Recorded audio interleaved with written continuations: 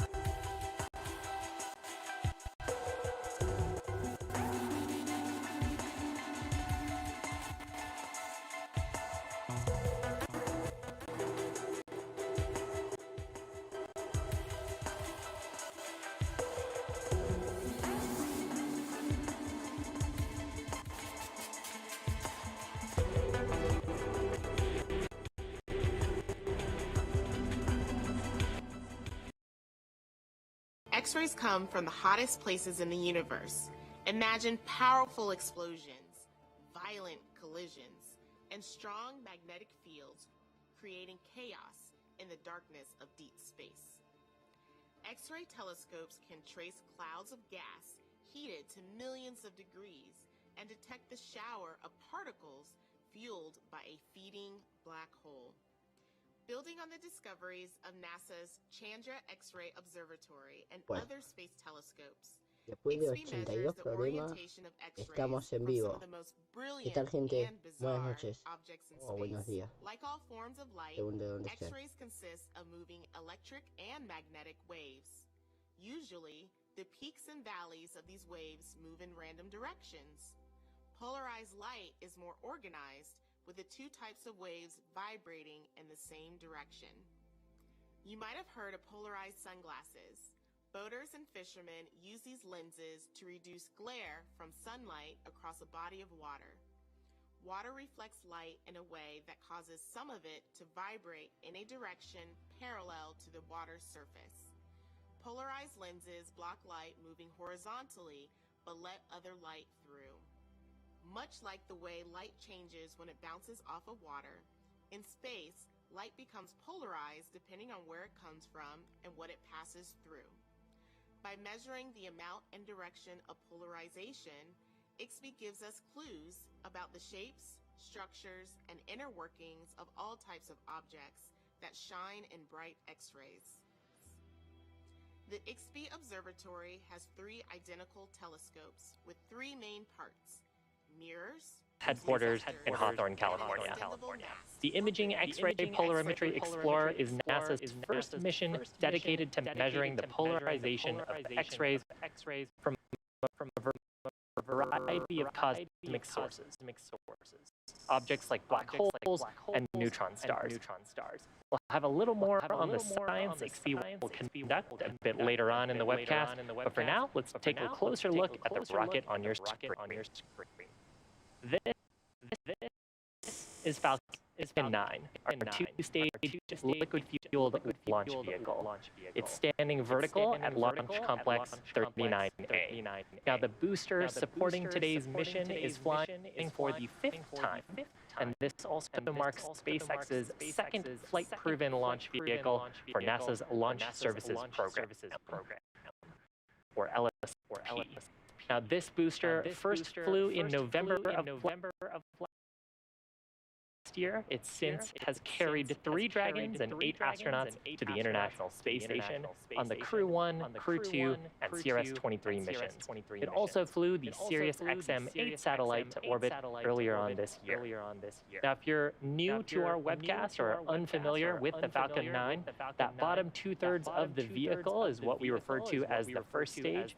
It's covered by some white clouds around it, but it's also covered in some soot from its previous flights that you might catch in between. Now, the first stage's primary role is to accelerate all the way to the edge of space with the help of 9 Merlin engines that it has at its base. There, it'll drop off the second stage and the payload. Then, the first stage will make its way back to planet Earth, where we'll attempt to recover it on our autonomous drone ship named Just Read the Instructions. Now, if you turn your attention back to that section above the first stage and above that black carbon fiber inner stage, you'll see Falcon 9's second stage. About 2.5 minutes into the flight, the stages will separate. The second stage will ignite a single Merlin vacuum engine and carry itself and the IXPE payload into a circular orbit. Now, if the launch wasn't cool enough, IXPE also marks the first Falcon 9 launch into an equatorial orbit. That means that the satellite will fly into an orbit that goes along the equator, which we refer to as having an inclination of about 0 degrees. Getting to an equatorial orbit from Florida requires a lot of rocket performance and propellant, so we won't be able to land the first stage back on land. Instead, we'll attempt to land the first stage on our drone ship stationed off the coast of Florida, while the second stage completes its orbital insertion burn. Now, the second stage will perform a second burn about 20 minutes later to get to that final circular equatorial orbit, followed shortly after by satellite deployment around T+33 minutes. Today's mission also marks the smallest dedicated payload that a Falcon 9 rocket has ever launched by a pretty large margin, making for a very roomy payload fairing at liftoff. Now, speaking of which, the fairing is that nose cone structure at the very top of the vehicle above the second stage. The fairing protects the IXPE satellite from aerodynamic heating, loads, and contamination during the ascent portion of the mission. Now, it's made of 2 fairing halves. Both of those are brand new today, and we're planning to recover them on our recovery ship named Bob, which is stationed out in the Atlantic Ocean. Now, we're coming up on about T-minus 12.5 minutes to liftoff. The launch vehicle and satellite teams are continuing towards an on-time liftoff, scheduled for 1 a.m. Eastern Time. Falcon 9 team began their final checks at about T-minus 2 hours. Most recently, we completed the ground team poll to proceed with propellant load and launch that happened at T-minus 38 minutes. We began loading propellants at the T-minus 35-minute mark. Falcon 9 is a bipropellant vehicle. That means we have 2 propellants on board, a fuel and an oxidizer. For Falcon 9, our fuel is a refined form of kerosene that we call RP1, or Rocket Propellant 1. And to burn that fuel, we need an oxidizer. On Earth, most combustion or burning uses oxygen from the atmosphere as its oxidizer, and that oxygen makes up about 21% of the air that you and I breathe. However, in space, we don't have an atmosphere to provide that oxygen or other oxygen-bearing molecules, so rockets need to carry their own. On Falcon 9, the oxidizer is super-chilled liquid oxygen, what we call densified LOX. And we chill it well below its boiling point, which increases its density and allows us to load more onto the first stage LOX tanks. Now, currently, we are fully loaded on fuel on the second stage. Fuel loading is underway on the first stage. That'll continue until T-minus 6 minutes, when it will complete, and liquid oxygen loading is loading on both the first and second stages and causing those plumes that you see around the vehicle. Now, once fully fueled, Falcon 9's first and second stage combined to carry over 1.1 million pounds of propellant. And we'll burn through most of that in the about 8.5 minutes that it takes to land the first stage and to get that second stage into its initial orbit. We'll also need an igniter to burn that fuel and oxidizer, and for that we use a chemical called TTEB. That stands for triethyl aluminum and triethyl borate. When it combines, it produces a characteristic green flash that we can sometimes see at the base of the vehicle, and that ignites our Merlin engines. Then those Merlin engines, the 9 at the bottom of the first stage, will begin throwing out their combustion exhaust out of nozzles at the bottom of the rocket, and that pushes the vehicle in the opposite direction. It's a great example of Newton's third law of motion. For every action, there's an equal and opposite reaction. Now, quick update on the weather. We started the day with a 10% probability of violating launch weather requirements. That is to say that we have a 90% chance of go. Been listening to the loops, and we aren't tracking any significant issues that would expect us to hold towards today's launch at 1 a.m. Eastern Time. The weather conditions also look good for booster landing on our drone ship and for fairing recovery out in the Atlantic. So with that, the launch vehicle, satellite, weather, and the range are looking good to go for that 1 a.m. Eastern Time liftoff from Launch Complex 39A. Now, as I mentioned earlier, today's IXPE mission is for our customer NASA, and it's the first NASA Launch Services Program mission being launched from Launch Pad 39A. But it also marks SpaceX's fifth as part of the NASA Launch Services Program missions. Those science missions include the Double Asteroid Redirect Test mission that we launched a few weeks ago, the Sentinel-6 Michael Freilich mission in 2020, the Transiting Exoplanet Survey Satellite launched in 2018, and Jason-3, which launched in 2016. But our payload tonight is a collaboration between NASA's Marshall Space Flight Center, the Italian Space Agency, and Ball Aerospace. The Imaging X-ray Polarimetry Explorer will help us understand fundamental physics of some of the most energetic cosmic objects in the universe by studying the special properties of the X-rays that they emit. NASA's Tiffany Russell Lockett will give us a closer look at the main components of IXPE, where those X-rays come from, and how studying their polarization will help us better understand the universe in the years to come. To answer some of the biggest questions about what's out there in the universe and what it all means, we need powerful telescopes. NASA Observatory and other space telescopes. IXPE measures the orientation of X-rays from some of the most brilliant and bizarre objects in space. Like all forms of light, X-rays consist of moving electric and magnetic waves. Usually, the peaks and valleys of these waves move in random directions. Polarized light is more organized, with the two types of waves vibrating in the same direction. You might have heard of polarized sunglasses. Boaters and fishermen use these lenses to reduce glare from sunlight across a body of water. Water reflects light in a way that causes some of it to vibrate in a direction parallel to the water's surface. Polarized lenses block light moving horizontally, but let other light through. Much like the way light changes when it bounces off of water, in space, light becomes polarized depending on where it comes from and what it passes through.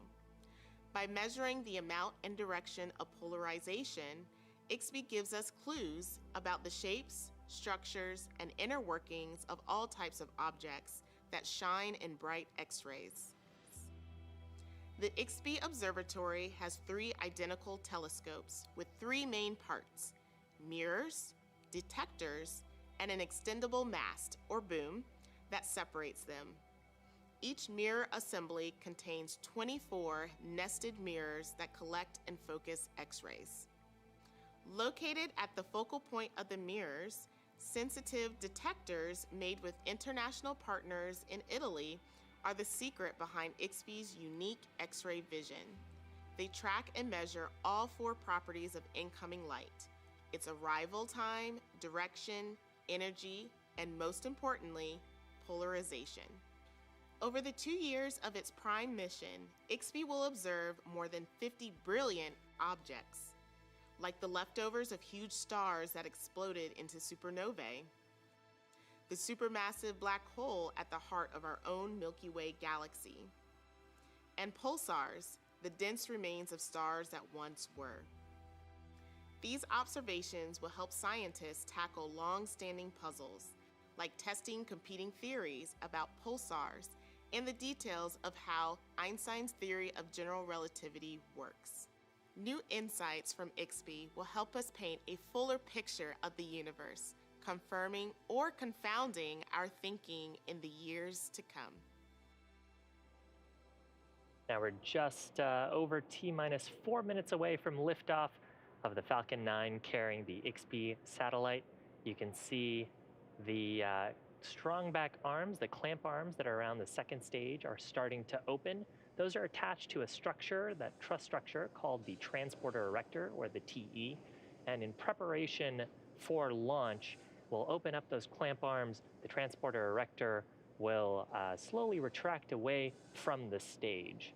As we get closer to T-0, ground hydraulic systems will further pull the TE away, clearing the way for Falcon 9 as it proceeds into its liftoff. We refer to the transporter erector sometimes as the strongback, and you heard that call out on the loops. Now, the transporter erector is used to roll Falcon 9 out to the launch pad and raises it into the vertical launch position. It also routes power, fluid, and communications to both the rocket and the satellite. We just heard a call out there for some of those fluids that completed loading on the first stage. We've completed loading all propellants on Falcon 9's first stage.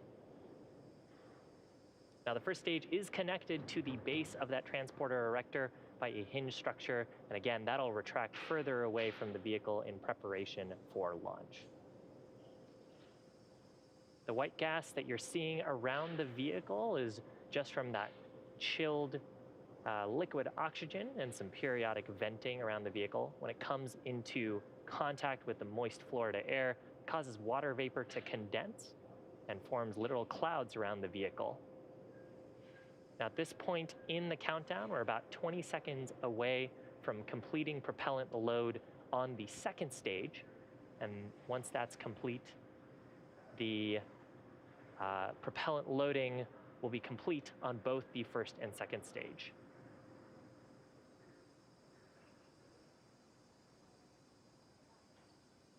Stage 2, LOX load is complete. So with that call out, we've completed loading propellants onto Falcon 9. Coming up next, we'll see some venting from the transporter erector.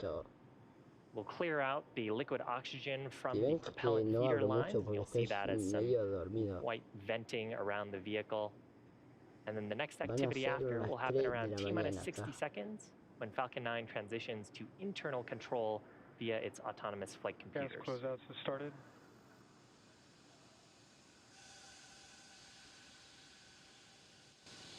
Now, once Falcon 9 has taken over the launch countdown, it'll continue to have control of Falcon 9 through the rest of the mission. The launch director will give their final go for launch if all conditions continue to look good. And then at about T-minus 2 seconds, we'll ignite those 9 Merlin 1D engines for liftoff. Falcon is in startup. So with that, the IXPE satellite continues to look healthy. Falcon 9 team is tracking no issues. LD go for XP launch. So the launch director has given their final go for launch.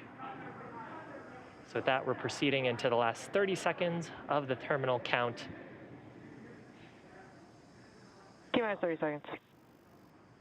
Let's listen in as Falcon 9 takes IXPE into orbit.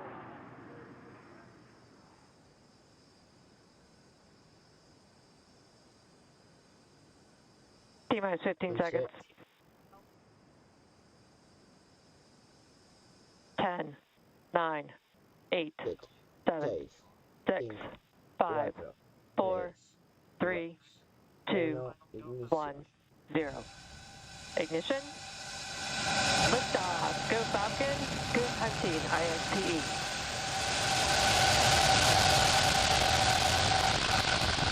Vehicle is pitching downrange. Nominal first stage chamber pressures.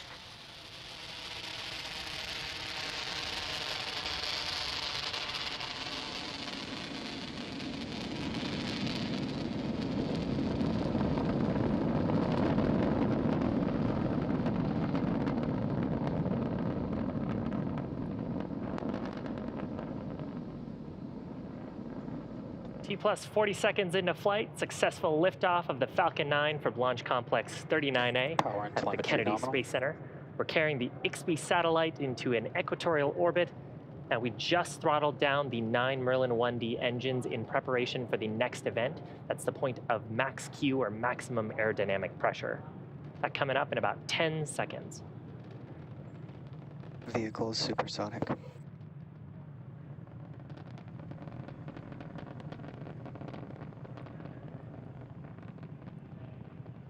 Max Q.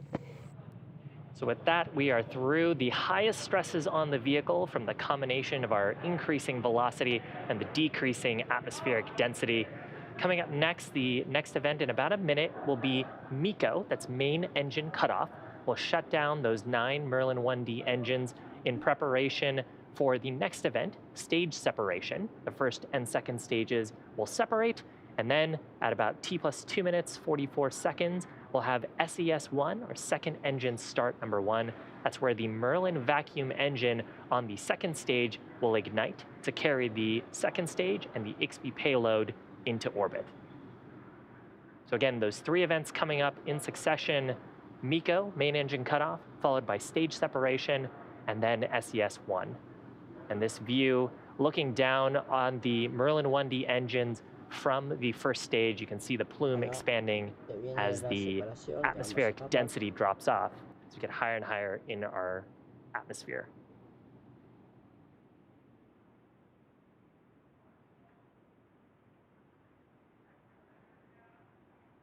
Stage separation, breve.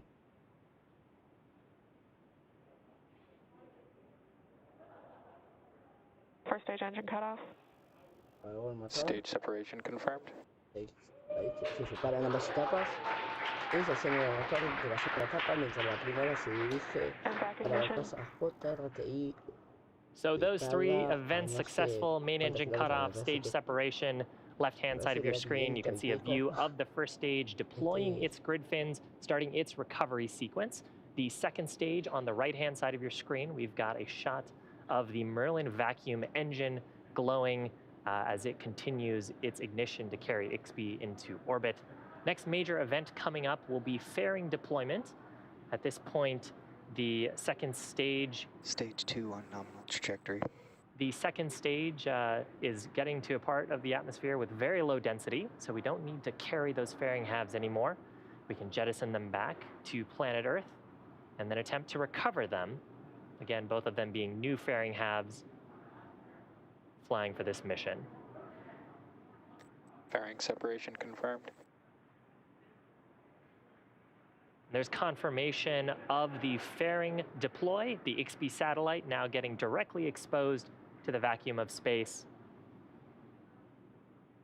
And those fairing halves, again, will be attempting to recover those with our recovery vessel named Bob, which is out in the Atlantic Ocean.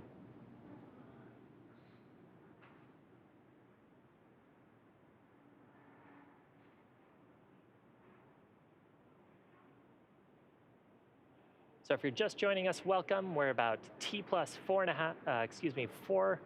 minutes and 20 seconds into today's mission.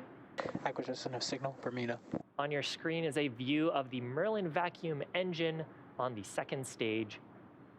It's completing its first of 2 planned burns to take the IXPE satellite into an initial parking orbit.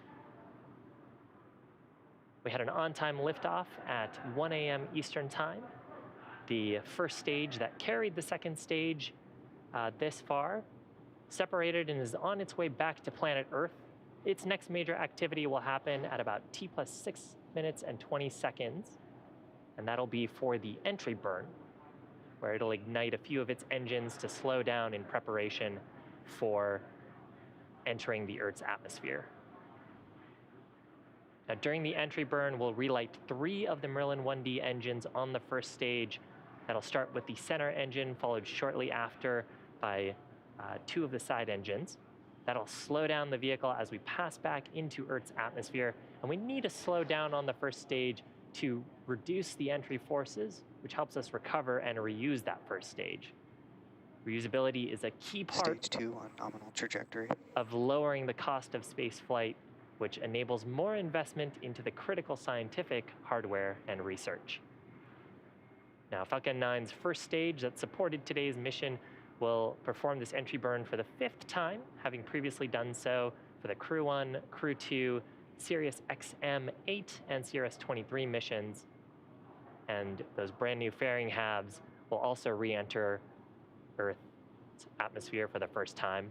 The second stage continuing to burn. Its burn will continue until about T plus 8 minutes. And we've heard periodic callouts that we are seeing nominal performance and following a nominal trajectory. Stage 1 FTS is saved. On the second stage.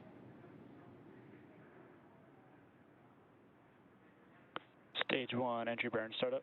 So left-hand side of your screen, you can see the grid fins and you can see the plume from the entry burn. At this point, we are firing 3 of the Merlin 1D engines. And we're decelerating the first stage, but we're still going pretty fast. So as we're flying into the Earth's atmosphere, that soot is actually getting kicked back. Excuse me, the plume is getting kicked back. Stage 1 entry burn shutdown. Onto the first stage.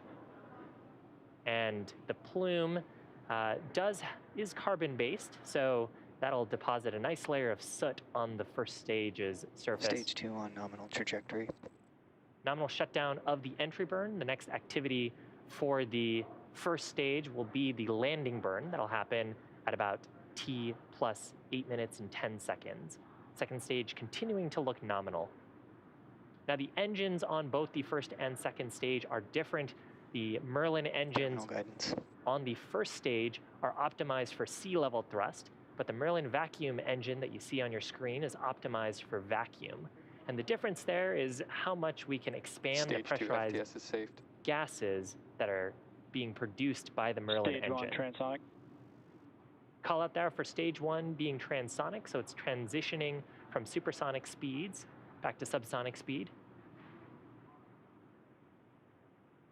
And next events coming up will be second engine cutoff number 1, that's shutdown of this Merlin vacuum engine. And pretty close after, we'll hear a call out for landing burn startup on the first stage.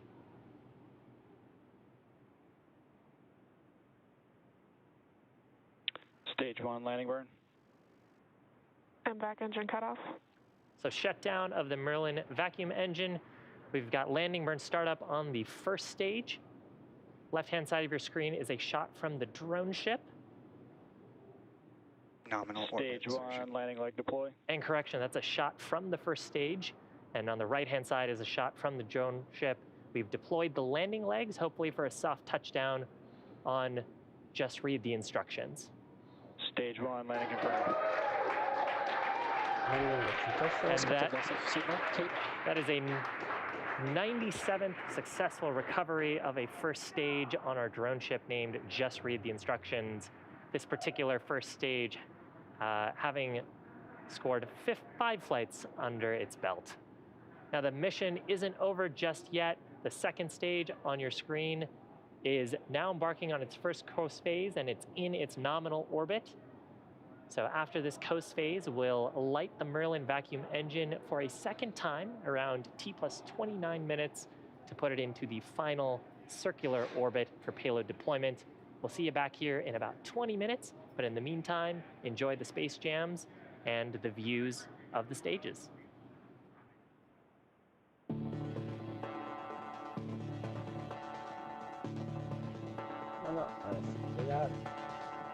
Tiempo más 28, mitad segundo encendido. Tiempo más 28 si no me equivoco.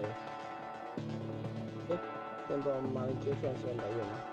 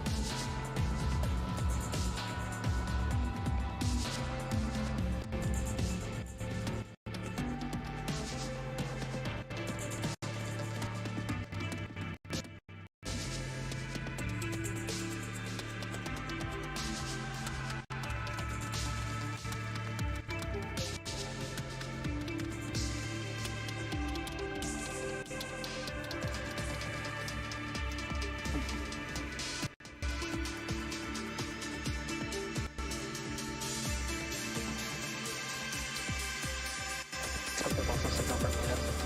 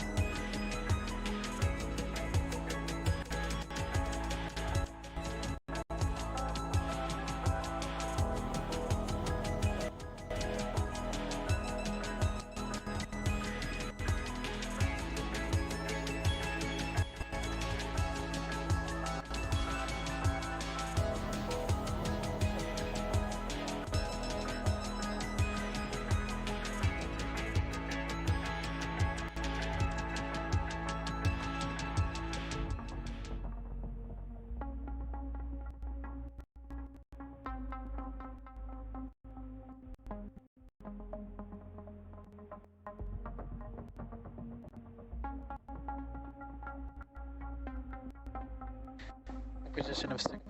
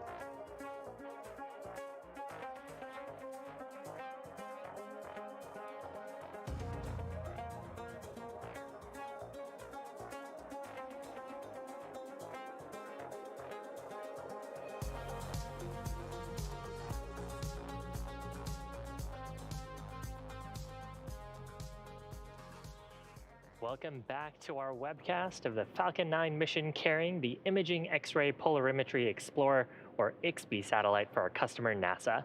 We've had a great mission so far. The Falcon 9 launched on time at 1 a.m. Eastern Time from Kennedy Space Center.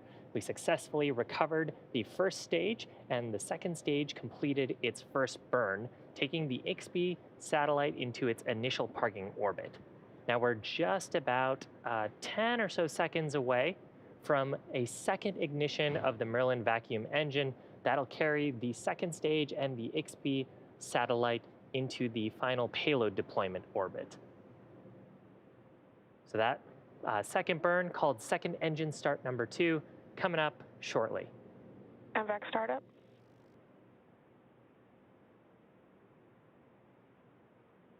So there's ignition of the second stage engine. This burn was expected to last about 40 seconds. Now the initial orbit that the the second stage went into put it at about a 28-degree inclination with a high apogee and a fairly low perigee. This burn is taking us down to 0 inclination. That means we'll be flying over the equator, and it'll put us into a circular 600 by 600 kilometer orbit.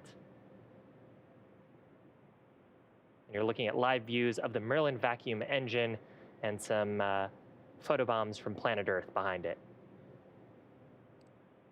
Terminal guidance.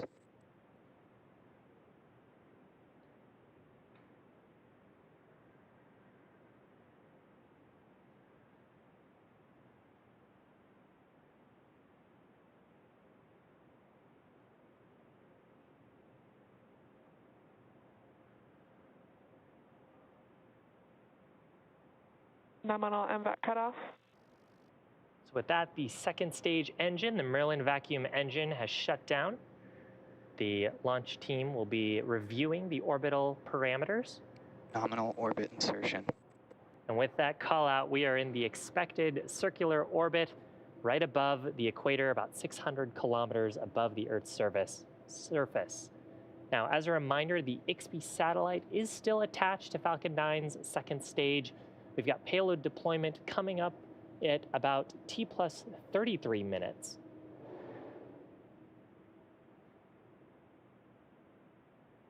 Now, if you're just joining us, we had an on-time launch at about 1 a.m. Eastern Time, followed by successful ascent, then stage separation. We successfully recovered our first stage, and we've completed 2 second stage burns. And the booster, and actually there's a live shot of the second stage and the IXPE satellite above planet Earth, currently over Africa.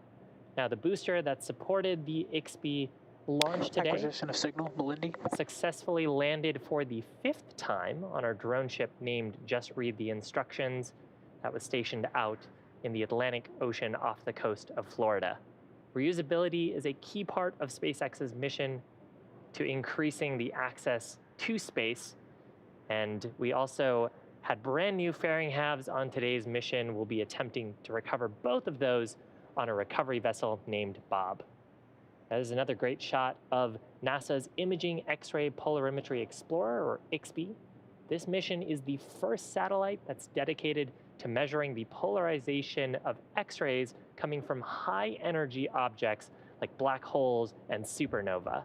It's the first NASA Launch Services Program mission that's ever been launched from the Launch Pad 39A, a historic launch pad at Cape Canaveral. And it's SpaceX's 5th as part of that program. This program helps launch spacecraft to observe planet Earth, visit other planets, and to explore our universe.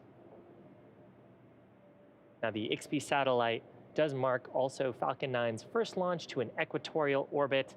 The satellite is currently in a 0-degree inclination orbit above our equator at about 600 kilometers above the Earth's surface. We're about a minute away from payload deployment.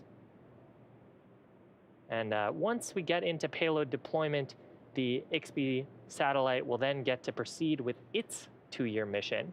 Now, IXPE is an orbital observatory. Its job will be to study the laws of nature on astrophysical objects that we can't recreate in labs here on planet Earth. So we'll use the telescopes on IXPE to observe them in parts of our universe. Over the next month, the satellite team will conduct checkouts of the vehicle. They'll extend a boom that holds 3 telescopes on the satellite, and then they'll start observing some of those astrophysical objects. The first one will be a supernova remnant, so the remains of a stellar explosion in the Cassiopeia constellation. It's an object that's about 11,000 light years from planet Earth. And payload separation confirmed. So there's confirmation of payload separation. The IXPE satellite floating away from Falcon 9's second stage to begin its 2-year mission to study some of the most energetic objects in the cosmos. And with that, it's gonna end our webcast coverage for today. So we want to give a big thanks to NASA for entrusting us with today's mission, SpaceX's 5th NASA science mission to date and the 2nd in the last couple of weeks. We also want to give a big thanks to the Range and the Federal Aviation Administration for supporting today's mission. And of course, thank you for tuning in, and we'll see you again for the next launch.